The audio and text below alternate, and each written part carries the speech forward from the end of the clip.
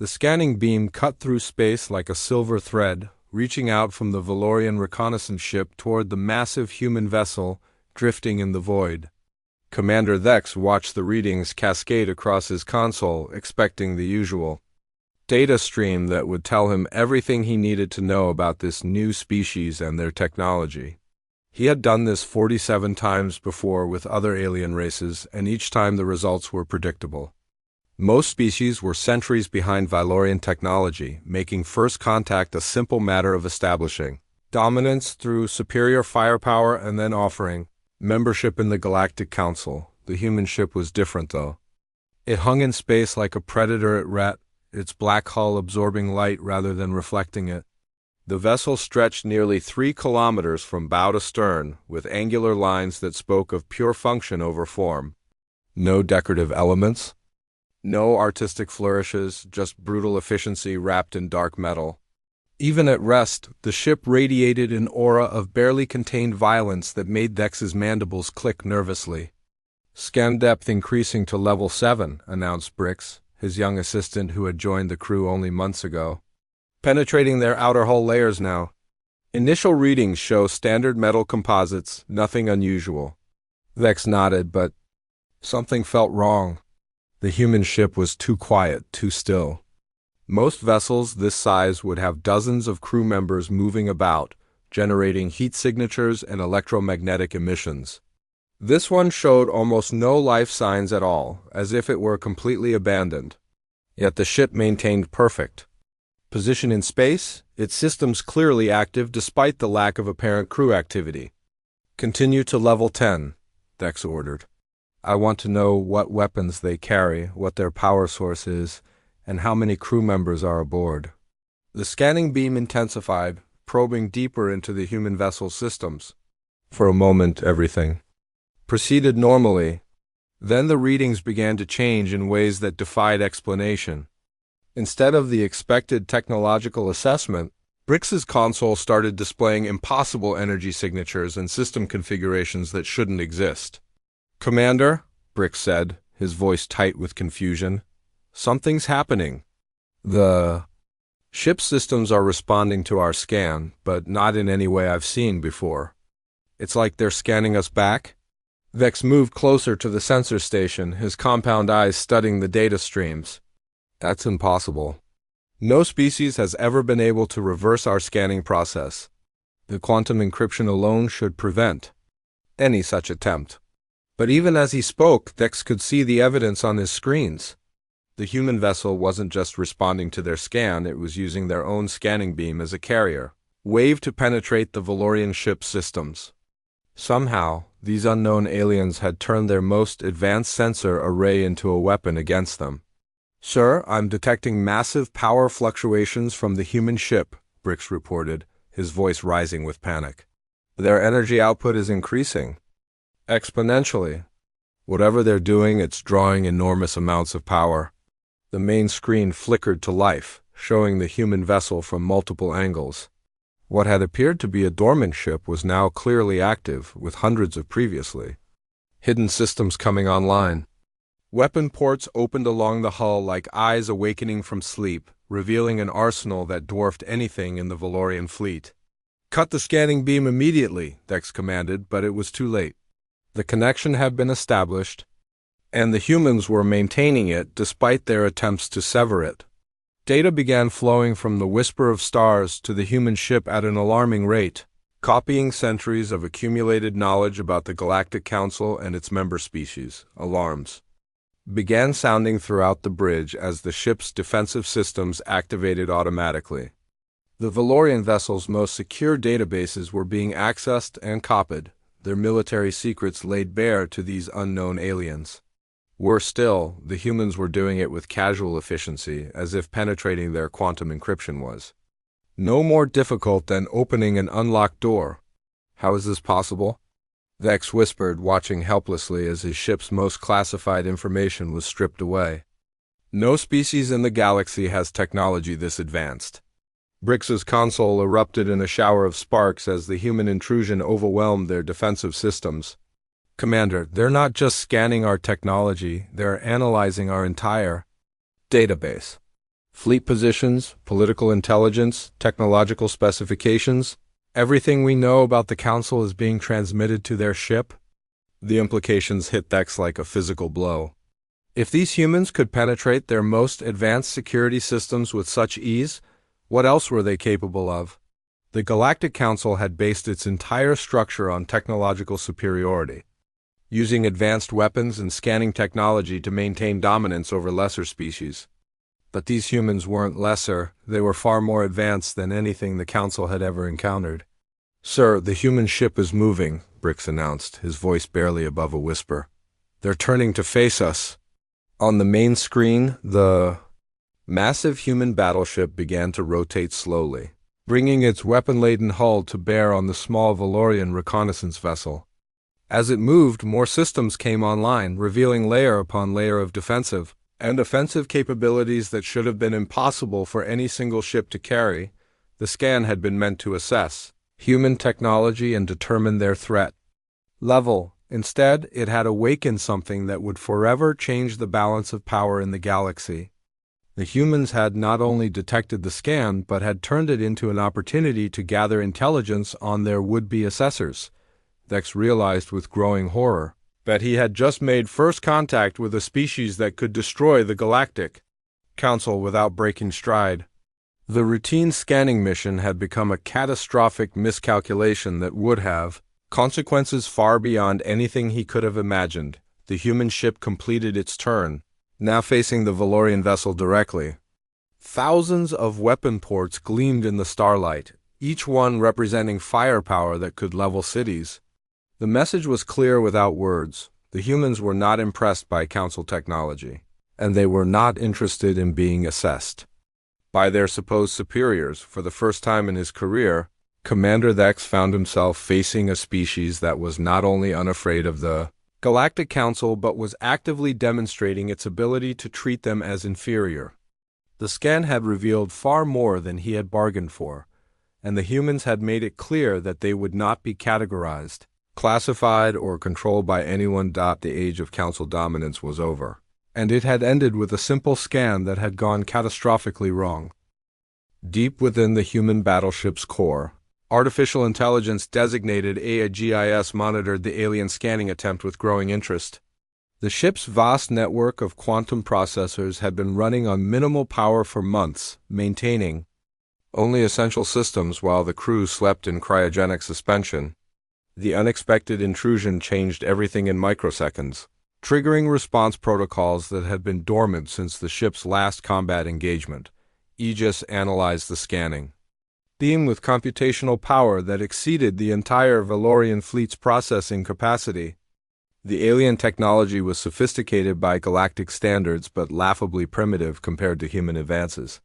Their quantum encryption used algorithms that human computers had cracked centuries ago. Their scanning protocols followed predictable patterns, and their defensive systems had vulnerabilities that could be exploited with minimal effort. The artificial intelligence made a decision that would reshape first contact between humanity and the alien coalition. Instead of simply blocking the scan, Aegis began feeding the beam exactly what it was designed to detect, but not quite what the aliens expected. The AI crafted a response that would demonstrate human superiority, while simultaneously using their own scanning technology against them. Within seconds, AEGIS had reversed the scanning process and begun penetrating the alien vessel's computer systems. The Valorian ship's databases opened like flowers in sunlight, revealing detailed information about something called the Galactic Council, its member species, military capabilities, and political structure. The intelligence windfall was enormous, providing humanity with centuries of accumulated knowledge about galactic civilization. Emergency awakening protocols activated throughout the retribution as AAGIs brought the ship's crew out of cryogenic sleep. In the command center, Captain David Park felt the familiar disorientation of rapid revival as warming systems brought his body back to full consciousness. The neural interface connected to his brainstem began downloading situation reports before his eyes had fully opened. "Status report," Park said, his voice hoarse from months of disuse. The command chair adjusted to his body as he sat up, displays activating around him in a cascade of information. We are being scanned by an unknown vessel 200 kilometers off our starboard bow, IEGIS reported through the ship's communication system. The scan is deep level and appears designed for technological assessment. I have initiated countermeasures and am currently analyzing their computer systems. Parks. Mind cleared rapidly as the neural interface fed him detailed information about the situation. The alien vessel was small, clearly designed for reconnaissance rather than combat. Its scanning technology was advanced but not threatening to the retribution systems. More importantly, AGIS had successfully penetrated their defenses and was gathering intelligence on their species and government. What have you learned about them? Park asked, studying the tactical displays that showed the alien ship's position and capabilities. They belong to an organization called the Galactic Council, a confederation of 47 species that controls much of this galaxy. They have been monitoring human expansion and consider us a potential threat to their authority. Their scanning attempt was likely the first step in a standard contact protocol designed to assess our technological capabilities. Park nodded, his expression hardening. And what did they find? They discovered that human technology is several centuries more advanced than anything in their confederation. Their weapon systems are primitive, their defensive capabilities are limited, and their computer networks are vulnerable to penetration. In short, they are not equipped to deal with humanity as an equal opponent. The implications were staggering. Humanity had assumed they were alone in the galaxy, or at least the most advanced species in their region of space. The discovery of a vast galactic civilization should have been cause for celebration, but the aliens' approach suggested they viewed humans as potential subjects rather than equals. Are they hostile? Park asked, calling up additional crew members. From cryogenic sleep? Not necessarily. The Council appears to prefer gradual integration of new species rather than outright conquest. However, their history shows a pattern of subjugating civilizations that refuse to comply with their authority. They use technological superiority as a means of political control. Park studied the alien vessel on his screens, noting its small size and minimal armament. They're not equipped for combat. This was supposed to be a simple assessment mission. Correct. They expected to find a primitive species that could be easily categorized and controlled. Instead, they have discovered a civilization that surpasses their own technological achievements by several orders of magnitude. The bridge crew began arriving as the awakening process continued throughout the ship. Lieutenant Commander Walsh took her position at the tactical station, her fingers dancing across controls as she brought the ship's weapon systems online. Chief Engineer Roberts moved to the engineering console, monitoring the massive fusion reactors that powered the retribution systems. Captain, Walsh reported, all weapon systems are responding normally. The alien vessel poses no immediate threat to ship security. Thank you, Commander. Roberts, what's our power status? Reactors are at 40% and climbing. We'll be at full power in 6 minutes. All systems are functioning within normal parameters. Park turned his attention back to AGIS. What do you recommend for our response? The aliens have violated our security by attempting to penetrate our systems without permission. By human military standards, this constitutes an act of aggression. However, they appear to be following standard protocols for their species, suggesting the action was not intended as hostile. That doesn't change the fact that they tried to scan us without permission, Park said. In human space, that's considered an act of war. Agreed. However, this presents an opportunity to establish humanity's position in galactic politics from a position of strength. We can demonstrate our technological superiority while gathering intelligence on potential threats and allies. Park considered the options carefully. Humanity had always been prepared for contact with alien civilizations, but they had assumed such contact would be between equals. The discovery that humans were technologically superior to an entire galactic confederation changed everything. Open a channel to the alien vessel, Park ordered. Let's see what they have to say for themselves. The main screen flickered to life, showing the bridge of the alien reconnaissance ship. The creature standing at the center of the screen was clearly not human, with an insectoid appearance and multiple eyes that reflected the bridge lighting. When it spoke, the words were automatically translated by the ship's computer systems. Human vessel, I am Commander Thex of the Valorian Reconnaissance Fleet. We apologize for the unauthorized scan. We were following standard first contact protocols. Park stepped forward, his presence commanding despite the vast distance between the ships. Commander Thex, I am Captain Park of the United Earthship Retribution. Your standard protocols involve infiltrating our systems without permission. In human space, that's considered an act of aggression. The alien commander's features showed clear signs of distress. Captain, we had no knowledge of your species' capabilities. The scan was intended to assess your technology level for peaceful contact purposes. And what did you assess? Park asked, allowing a hint of danger to creep into his voice. The alien hesitated, clearly struggling with how to respond. Your technology is far more advanced than we anticipated. The Galactic Council would be very interested in establishing diplomatic relations with humanity. Park smiled, but it was not a pleasant expression. I'm sure they would be. Unfortunately, your methods of introduction have created some problems. We'll need to discuss this situation with your superiors. The age of human isolation was over, but it would end on humanity's terms rather than those of the Galactic Council.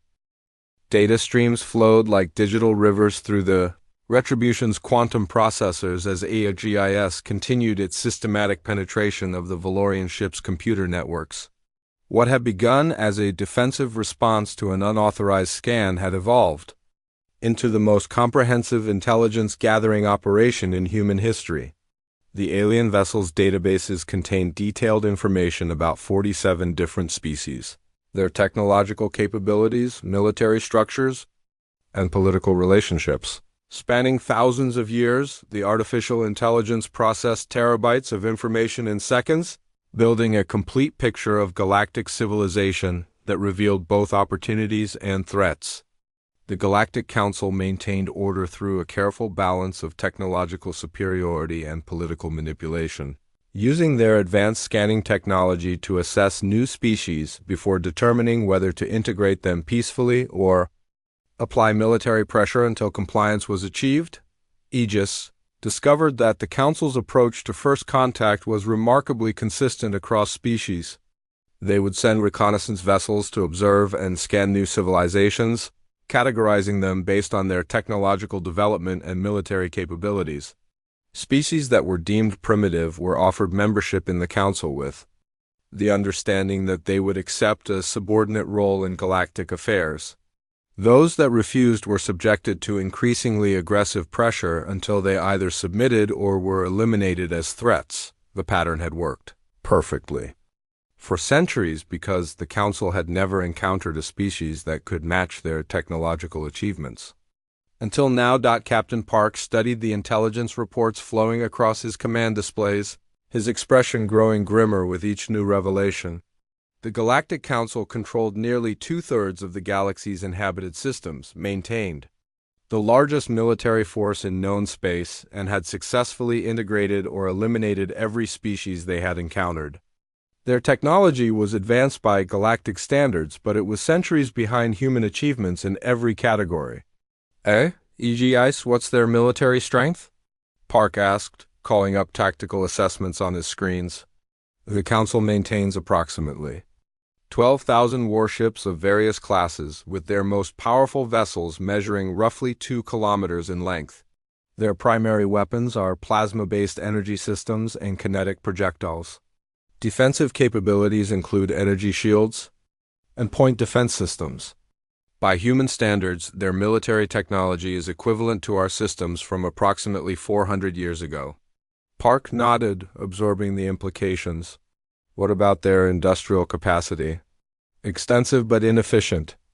They control thousands of manufacturing worlds and have access to virtually unlimited raw materials. However, their production methods are primitive compared to human automated systems. They could potentially overwhelm us through sheer numbers, but individual ship-to-ship combat would favor human vessels by significant margins. The captain turned his attention to the diplomatic implications of the situation. Humanity had always prepared for the possibility of contact with hostile alien civilizations, but they had assumed such contact would involve roughly equal technological capabilities. The discovery that humans were superior to an entire galactic confederation created unprecedented opportunities and risks. "What about their political structure?" Park asked. "The Council operates as a democratic federation with representatives from each member species. However, the most technologically advanced species hold disproportionate influence over decision-making. The Valorians who are currently scanning us are considered one of the more advanced members, though their technology is still primitive by our standards." Park considered this information carefully. "So they maintain order through technological superiority, but their technology is inferior to ours." "Correct. This creates a unique situation where humanity could potentially dominate galactic politics through superior capabilities, but we would face the combined opposition of 47 different species if we chose to do so." The implications were staggering. Humanity possessed the technological capability to challenge the entire Galactic Council, but such a confrontation would result in a galaxy-wide war that could devastate countless civilizations. The alternative was to find a way to integrate with galactic society while maintaining human independence and superiority. "Captain," Lieutenant Commander Walsh called from the tactical station, "the alien vessel is attempting to terminate the scanning beam, but AGIS is maintaining the connection. They appear to be experiencing significant system failures." Park turned to the main screen, which showed the Valorian reconnaissance ship. Warning lights flashed across its hull as internal systems overloaded from the human intrusion. The vessel's crew was clearly struggling to regain control of their own ship, a situation that would have been impossible to imagine just hours ago. "AEGS, are you causing permanent damage to their systems?" "No, Captain.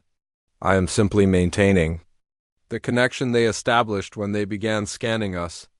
Their systems are failing because they cannot handle the data processing requirements of our countermeasures. I can terminate the connection at any time." Park made a decision that would shape humanity's relationship with the galaxy for generations to come. Terminate the connection, but maintain passive monitoring of their communications. I want to know what they're reporting to their superiors. The scanning beam finally ceased, leaving the Valorian ship's systems in chaos.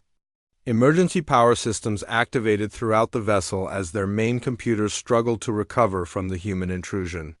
The crew of the Whisper of Stars had learned more about human capabilities in 30 minutes than they had hoped to discover in months of observation. "Captain," AEGIS reported, "I am monitoring their communications with the Galactic Council.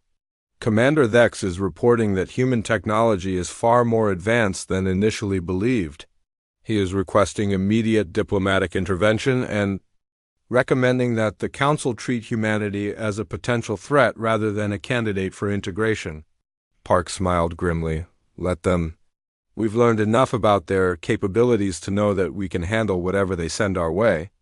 The intelligence gathered from the Valorian ship had revealed the true nature of galactic civilization. The Galactic Council was not the benevolent federation it appeared to be, but rather a hegemonic empire that maintained order through technological intimidation and political manipulation. They had successfully dominated the galaxy for centuries by ensuring that no single species could challenge their authority, but they had never encountered humanity. "Sir," Walsh called from her station, "I'm detecting multiple hyperspace signatures approaching our position. It looks like the cavalry is arriving." Park studied the tactical display as ships began dropping out of hyperspace around the Retribution. The new arrivals were clearly Council vessels, ranging from small frigates to massive battleships that dwarfed the reconnaissance ship. Within minutes, the human battleship found itself surrounded by a fleet that outgunned it by orders of magnitude. AEGIS analysis of the new arrivals? 17 vessels of various classes, including 3 battleships comparable in size to the Retribution. They are maintaining a defensive formation but have not powered their weapon systems. This appears to be a show of force rather than a prelude to combat. Park nodded, studying the alien fleet with professional interest. They're trying to intimidate us with superior numbers. Correct. However, our intelligence indicates that their weapon systems are insufficient to penetrate our defensive shields. While our weapons could destroy their vessels with minimal effort, the numerical advantage is less significant than they believe. The captain realized that humanity was facing a defining moment. The next few hours would determine whether humans would be integrated into galactic society as equals or whether they would be forced to fight for their independence against overwhelming odds. The choice was no longer whether to make contact with alien civilizations, but how to establish humanity's place in a galaxy that had never seen their like before. The scan had revealed more than technological capabilities. It had exposed the fundamental weakness of the Galactic Council's power structure and humanity's potential to reshape the entire balance of galactic politics. Ambassador Voron of the Caltherian Federation materialized on the holographic display with the dignity that came from 3 centuries of diplomatic service. His scaled features bore the weight of countless negotiations, but the current situation was unlike anything he had encountered in his long career. The reports from Commander Thex had been disturbing enough, but the additional intelligence gathered by the Council's emergency response fleet painted a picture that challenged everything they thought they knew about galactic power structures. The human vessel hung in space like a sleeping giant, its dark hull reflecting none of the light from the surrounding stars. Even surrounded by 17 Council warships, the alien craft radiated an aura of barely contained power that made experienced military officers nervous. The ship's design was unlike anything in the galactic databases, with angular lines that spoke of pure functionality over aesthetic considerations.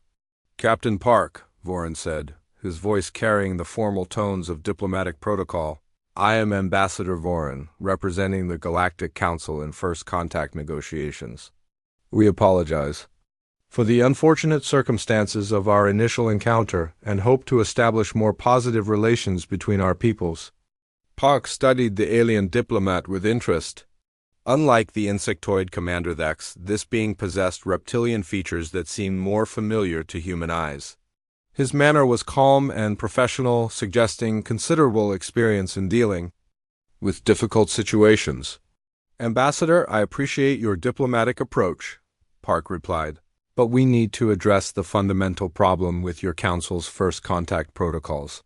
Your people attempted to penetrate our systems without permission, which by human standards constitutes an act of aggression."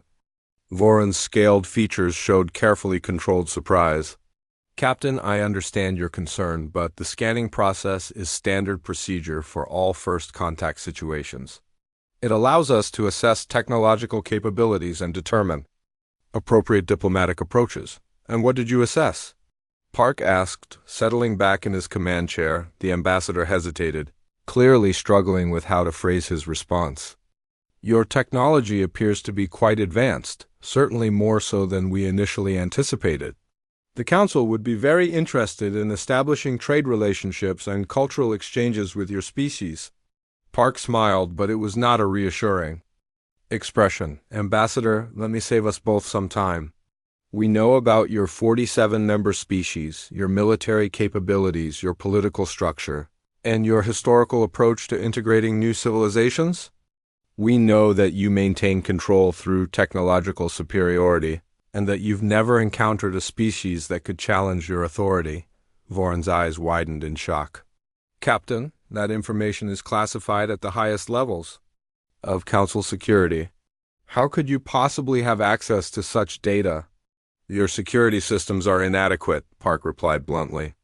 "When your reconnaissance vessel attempted to scan our ship, we used their own scanning beam to penetrate your computer networks. What you consider advanced quantum encryption, we solved centuries ago." The implications hit the ambassador like a physical blow. If the humans could penetrate Council security systems with such ease, their technological superiority was even greater than the initial reports had suggested. The balance of power in the galaxy had shifted in ways that would require completely new approaches to diplomacy and military strategy. Sir, Lieutenant Commander Walsh called from the tactical station. We're detecting power fluctuations in the surrounding fleet. It looks like they're charging their weapon systems. Park's expression hardened. Ambassador, I suggest you advise your fleet commander to stand down immediately. We have no desire for conflict, but we will defend ourselves if necessary. Voron quickly activated his communication systems, speaking rapidly in his native language to the fleet commander. The weapon signatures stabilized as the Council ships powered down their offensive systems, but the tension in the situation continued to escalate. Captain, Voron said, his voice tight with strain, the Council fleet is under orders to ensure the security of this first contact mission. They are not preparing for combat, merely maintaining defensive readiness. Your defensive readiness appears remarkably similar to preparation for attack, Park observed. Perhaps you should explain to your people that surrounding us with warships is not an effective intimidation tactic. The ambassador's scales shifted color slightly, a sign of distress that Park's cultural database identified as equivalent to human blushing. Captain, we are not attempting to intimidate you. The fleet is here to provide security and demonstrate the Council's commitment to peaceful relations. Peaceful relations don't typically require battleships, Park replied. But since you've brought them, let me clarify something about human military doctrine. We don't build ships like the Retribution for exploration or diplomacy. This is a warship designed for combat against technologically advanced opponents. Voron studied the human vessel with new eyes, noting details that had escaped previous observation. The ship's hull was covered with what appeared to be weapon ports, far more than any Council vessel carried. The power signatures were enormous, suggesting reactor systems capable of supporting weapons that could devastate entire fleets. Captain, are you threatening the Galactic Council? No, Ambassador. I'm explaining why traditional approaches to first contact won't work with humanity. Your council operates on the assumption that technological superiority equals political authority. You assess new species, categorize them based on their capabilities, and then decide whether to integrate them or eliminate them as threats. Park stood, his presence filling the holographic display. That paradigm ends here. Humanity will not be assessed, categorized, or integrated into your confederation. We will not accept your authority or submit to your political control. The ambassador's communication systems erupted with incoming messages from the Council fleet and the home government. The human statements were being transmitted across the galaxy, creating panic among political leaders who had never faced such a direct challenge to their authority. Captain, what are you proposing? Voron asked, his voice barely above a whisper. New relationship based on mutual respect and equality. The Council will treat humanity as a sovereign power, not a potential subject race. We will establish formal diplomatic relations on equal terms, with technological exchange and mutual defense agreements. The implications were staggering.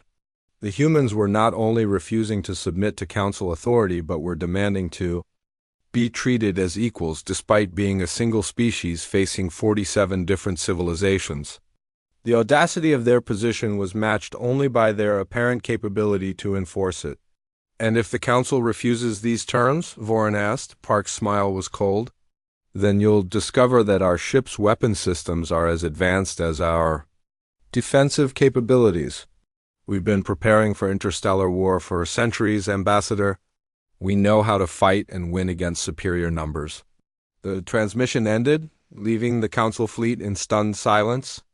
The humans had not only rejected traditional first contact protocols, but had demanded a complete restructuring of galactic political relationships. The age of Council dominance was ending, and it was being replaced by something unprecedented. In galactic history, for the first time in centuries, the Galactic Council faced an opponent that could challenge their authority through superior technology and military capability. The scan that had begun as a routine assessment had evolved into a confrontation that would reshape the entire galaxy. 3 months after the first contact incident, the space around Terra Nova station buzzed with activity as diplomatic vessels from across the galaxy converged for the most significant political event in galactic history. The massive space station had been constructed by human engineers in just 6 weeks, a feat that had stunned Council observers, who had expected such a project to take years with their technology. The station itself was a marvel of human engineering, stretching 15 kilometers in length and capable of housing representatives from hundreds of different species. Its gleaming white hull was studded with docking ports, defense systems, and communication arrays that could handle simultaneous translations between dozens of alien languages. The construction had been completed using automated systems that worked with precision and speed that amazed even the most advanced. Council Species. Fleet Admiral Reed stood in the station's central command center, watching as the final diplomatic vessels approached through the viewing ports. The human military officer had been selected to oversee security for the negotiations, a task that required managing not only human forces but also the complex web of alien military protocols that governed interactions between Council species. Admiral Lieutenant Torres reported from the communications station. The Keltherian delegation has arrived and is requesting permission to dock. Ambassador Voran is aboard their flagship. Reed nodded, studying the approaching vessel on his tactical displays. The Keltherian ship was impressive by galactic standards, but it looked fragile compared to the human escort vessels that flanked it. The past 3 months had seen a dramatic shift in the balance of power as more human ships arrived in the system, each one demonstrating technological capabilities that surpassed anything the Council had ever seen. Grant them docking permission. At Port 7, Reed ordered. And remind all security teams that we're treating every delegation as honored guests, regardless of their species' previous positions on human integration. The negotiations had been complex and often heated, with many Council species struggling to accept the reality that humanity would not be integrated into their confederation as a subordinate member. The traditional approach of technological assessment and gradual integration had failed completely when faced with a species that possessed superior capabilities and the will to use them. Dr. Sarah Shun, humanity's chief negotiator, entered the command center with data tablets containing the latest draft of the treaty documents. The linguist and diplomat had spent months working with alien representatives to create a framework for interspecies relations that would satisfy both human demands for equality and Council concerns about galactic stability. Admiral, we've reached preliminary agreement on the final terms, Chun reported, her voice showing the strain of months of intensive negotiations. The Council has agreed to recognize humanity as a sovereign power with full diplomatic rights and territorial integrity. Reed studied the documents with professional interest. What about the military provisions? We've agreed to a mutual defense pact that obligates both sides to assist each other against external threats. In exchange, we'll share selected technologies with Council species and provide military assistance in defending against hostile alien civilizations. The agreement represented a complete revolution in galactic politics. For the first time in centuries, the Galactic Council would share power with another entity as an equal partner rather than a subordinate member. The implications went far beyond simple diplomatic relations, creating new possibilities for technological advancement and military cooperation that could benefit every species in the galaxy. What about the exclusion zones? Reed asked, referring to the human demand for sovereign territory that would remain off-limits to Council vessels. They've agreed to recognize a 100-light-year radius around Earth as exclusive human territory. Shun replied, no Council vessels will be permitted to enter without explicit invitation, and we maintain the right to establish colonies and military installations throughout the region. The territorial provisions had been among the most contentious issues in the negotiations. The Council had never before granted such extensive sovereign rights to any species, but the demonstration of human military capabilities had made it clear that resistance would be futile. Ambassador Voran entered the command center, his scaled features showing the exhaustion that came from months of difficult negotiations. The Keltherian diplomat had emerged as one of the most reasonable voices in the Council delegation, working tirelessly to find compromises that could satisfy both sides. Dr. Chun, Admiral Reed, Voran said, his voice carrying the formal tones. of diplomatic protocol, the Council has voted to approve the final treaty terms. We are prepared to proceed with the signing ceremony.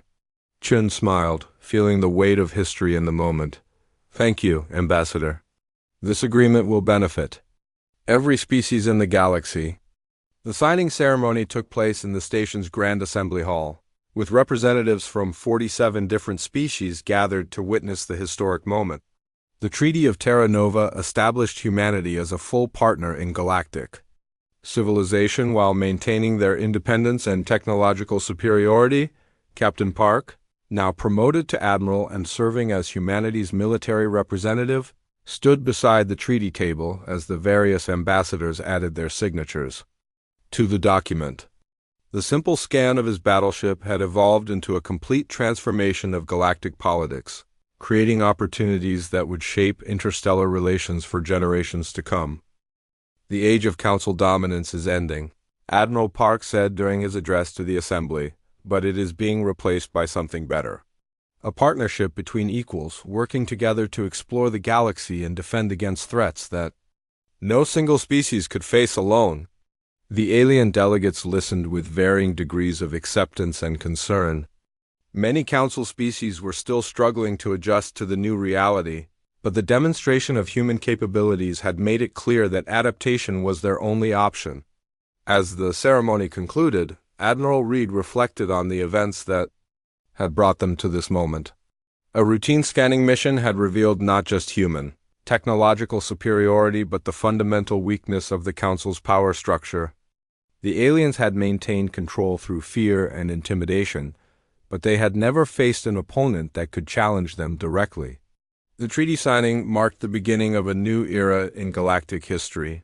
Humanity would now play a central role in defending the galaxy against external threats while sharing their advanced technology to improve the lives of countless alien civilizations. The scan that had been intended to assess human capabilities had instead revealed the potential for a partnership that would reshape the entire galaxy.